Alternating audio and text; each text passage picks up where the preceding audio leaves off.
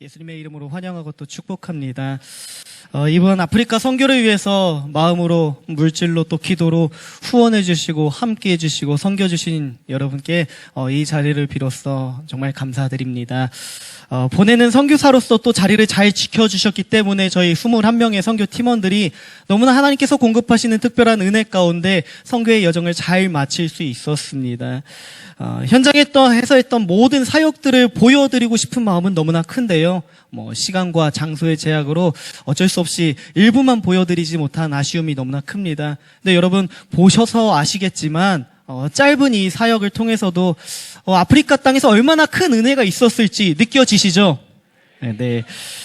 제가 아프리카에서 2주 동안 이제 지내면서요, 우리 선교 팀원들과 우리 선교사님, 함께 동행했던 선교사님이 늘 계셨는데요. 그 선교사님과 선교 팀원들에게 늘 들었던, 하루에도 수십 번씩 들었던 이야기가 있습니다. 한 4일차 정도 때부터. 이게 뭔지 아십니까? 저를 보면서 느껴지시는 게 없으세요? 저를 보면 늘 은혜가 되고 막 거룩해지시고 그러셔서 잘 안 보이시죠? 사람들이 늘 하던 말이 뭐였냐면요, 타도 너무 시커멓게 탔다라는 얘기를 너무 많이 했습니다. 옷까지 이래서 제가 사실 이 옷을 고르지 않았어요. 근데 권사님들이 오셔서 이 옷을 부득불 입어야 한다고 하셔가지고 입긴 했는데 이걸 입으니까 더 시커매 보이더라고요. 근데 여러분은 모르시겠지만 이제 21명 중에요, 저는 제일 열심히 선크림을 발랐거든요. 심지어 2가지나 발랐어요. 그것도 3시간에 한 번씩이요. 그리고 가릴 수 있는 건 다 덮었습니다. 눈 빼고요. 근데도 하나님이 저를 이렇게 만들어 놓으신 건 어떻게 하겠습니까? 저희가 머물던 현장의 평균 온도가요, 35도 정도, 높을 때는 38도. 그러다 보니까 체감 온도가 40도로 육박하거나 40도를 넘어갑니다. 그렇게 뜨겁고요, 힘든 현장이었습니다. 제 얼굴이 이렇게 될 수밖에 또 없었고요. 그런데 참 신기했던 건 뭐냐면요, 그렇게 덥고 뜨거운 태양 아래 서 있으면 분명 힘들 텐데 그 힘듦이 하나님께서 공급하시는 특별한 은혜와는 견줄 수 없었기에 그 힘듦을 느끼지 못했다라는 거예요. 사역을 하면서 단 한 번도 힘들다라는 이야기가 없었습니다. 사역을 하면서 은혜가 되고 기쁨이 되고 감사가 넘치면 넘쳤지 누군가 입에서 힘들어 죽겠네, 못하겠네, 집에 가고 싶네라는 이야기가 단 한 번도 나오지 않았다라는 거예요. 매번 동일한 사역입니다. 매번 동일한 사역을 10몇 번씩 본다고 생각해 보세요. 달라지지도 않습니다. 똑같은 사람들이 똑같은 시간에 똑같은 음악으로 몸짓으로 사역을 합니다. 그런데요, 매번 특별하게 다르게 해주시는 그 은혜가 있었다라는 거예요. 그 현장 가운데. 저희 팀원들이요, 선교를 준비하면서 여러 가지의 기도 제목을 나누고 또 기도했습니다. 그런데요, 그 기도 제목 가운데 2가지가 뭐였냐면, 첫 번째는 하나님, 저희들이 느끼지 못했던 특별한 은혜를 발견하게 하여 주시옵소서. 또 한 가지는요, 하나님, 저희들을 통해서 아프리카 땅 가운데 빛을, 그 작은 빛이라도 비칠 수 있게 도와주시옵소서라는 기도였어요. 그런데요, 하나님은 그 기도에 너무나 크게 응답하시고 역사하셔서요, 사역의 현장마다 눈물을 보여주셨고요, 저녁마다 끊임없는 은혜를 물밀듯 공급하시는 걸 저희가 많이 느꼈습니다. 특별히 현장에서 만난 이 선교사님들과 이 아이들의 모습을 바라보면서 이 목회자로서 저 개인에게도 많은 것들을 돌아보고 또 정리하고 다시 시작하는 출발점이 되었던 것 같습니다. 여러분, 감비아라는 나라는요, 우리나라의 한 1950년 정도 된 그런 삶이라고 해야 할까? 심각한 가난과 차별이 짙은 나라입니다. 대표적으로 얘기를 하면요, 어린 아이들에 대한 시선인데요, 이 어린 아이들에게 교육이라는 어떤 배움의 기회가 제공되지 않습니다. 학생들이요, 교육을 받고 배움을 얻어가기 시작하면은 사회의 개혁을 일으킬 수 있다는 이유로 교육을 하지 않습니다. 그 감비아 땅에는 단 하나의 대학교가 있습니다. 그런데 그 단 하나의 대학교도 사람들이 많이 밀집해 있거나 아니면 수도 가까운 곳에 두지 않습니다. 저 먼 지방 끝에 배치를 시켜놓습니다. 이유는 하나입니다. 교육하지 않겠다라는 나라의 방침입니다. 교육해야 의미가 없고 오히려 교육하면 독이다라는 생각을 갖고 있는 나라가 감비아예요. 그러다 보니까 교육을 받지 못합니다. 또 여성들은요, 이 여성은 얼마, 저 여성은 얼마, 이 여성은 이 정도 값을 매깁니다. 그리고 사갑니다. 돈으로 여성들을 사고 파는 어떤 인권이라는 게 존재하지 않는 나라라고도 이야기할 수 있는 참 가슴 아픈 현실 속에서 살아가는 나라가 감비아라는 나라입니다. 그런 가슴 아픈 현실 속에서 살아가는 나라에 저희가 땅을 밟고 사역을 하기 시작하는데요. 하나님은 참 많은 사람들을 만나게 하셨고요. 또 보여주셨습니다. 그리고 그 만남이요, 끊임없는 은혜의 통로가 되었는데, 첫 사역지에서부터 전혀 생각하지 않았던 하나님의 특별한 은혜와 감동들을 주셨어요.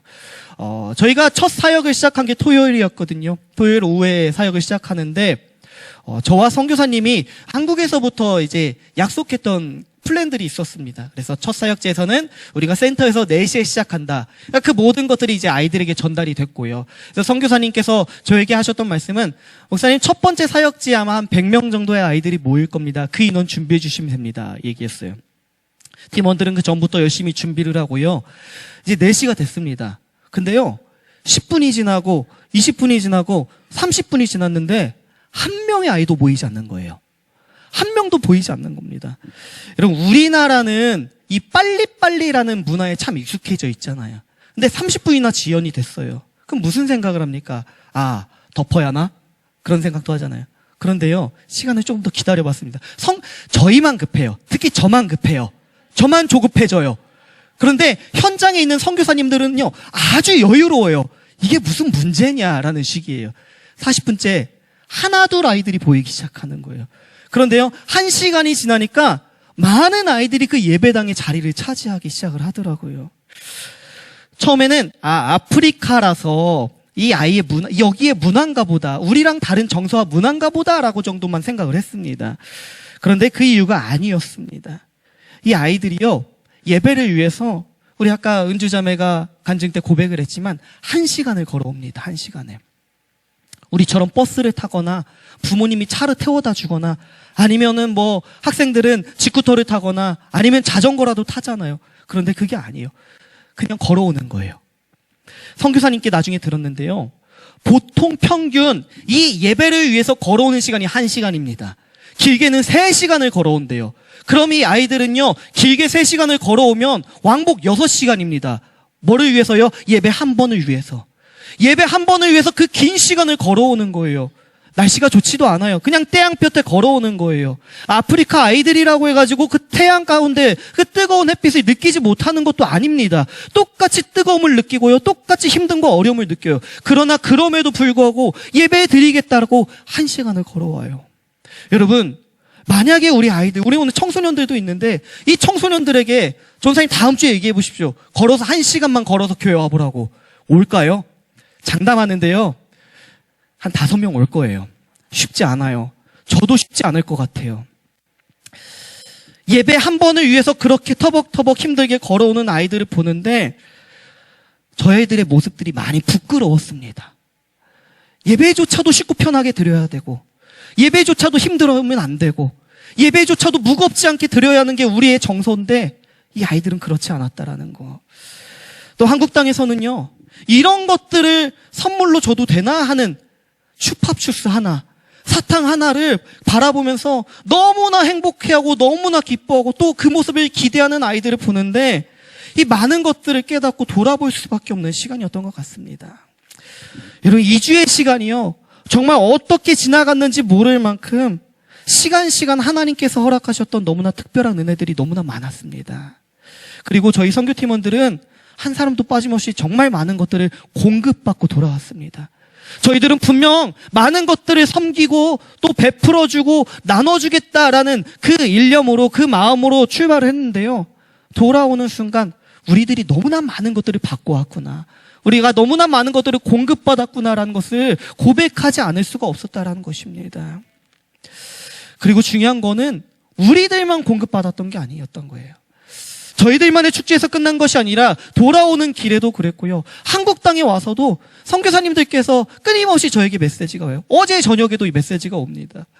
그런데 그 메시지 속 모든 내용을 살펴보면은 이번 선교의 여정이 선교 감비아 땅 가운데 너무나 큰 은혜가 있었다고, 선교사님들이 단 한 번도 느끼지 못했던 그 은혜들을 몇십 년 만에 느꼈다라는 그런 고백이고 나눔이었습니다. 그런 메시지를 받으면서 하나님께서 이루시고 완성하시는 이 선교의 여정이 우리만의 축제가 아니라 모두에게 복이 되었구나라는 것을 깨닫게 하셨습니다. 바라기는 이 선교의 은혜가 이제는 우리 영직의 모든 성도님들에게 흘러가서 우리들의 신앙, 때로는 주춤거리고 멈칫거리고 더뎠던 우리들의 신앙과 하나님과의 관계가 이번 시간들을 통해서 다시 회복되시길 바라고요. 또 다시 일어서시길 원하고 재점화되시길 주님의 이름으로 간절히 축원합니다.